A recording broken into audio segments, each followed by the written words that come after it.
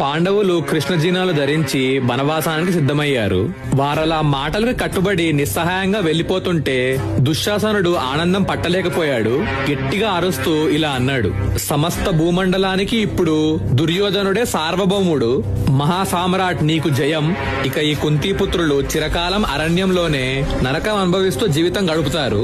పాండవుల్లారా, నిన్నటిదాకా యుధిష్ఠిరుడే సామ్రాట్ అని విర్రవీగారు. ఇప్పటికైనా మా గొప్పతనం తెలిసిందా?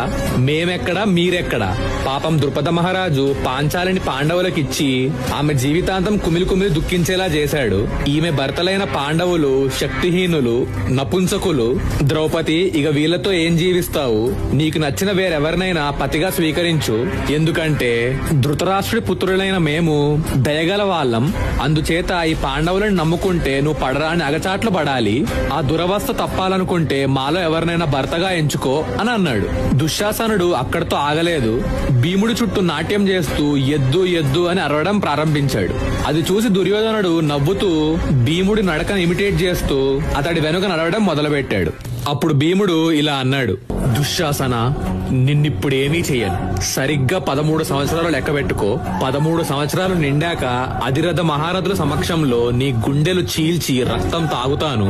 నువ్వు ప్రాణాలు విడవక ముందే నువ్వు అన్న మాటలన్నీ ఒక్కొక్కటి వదలకుండా జ్ఞాపకం చేస్తాను. అక్కడితో ఆగను. యుద్ధంలో ఈ దుర్యోధనుడి తొడలు విరగ్గొట్టి ఇతడి తలని నా పాదాలతో తంతాను. ఎవరు అడ్డం వస్తారో చూస్తాను అని ప్రతిజ్ఞ చేశాడు. అదే కోపంలో అర్జునుడు రణరంగంలో కర్ణుడిని చంపుతాను అని ప్రతిజ్ఞ చేశాడు. ఆ తర్వాత సహదేవుడు శకునుని చంపుతాను అని ప్రతిజ్ఞ చేశాడు. ఆ తర్వాత ద్రౌపదిని అవమానించినప్పుడు ఆనందించిన కౌరవులందరినీ చంపుతానని నకులుడు ప్రతిజ్ఞ చేశాడు.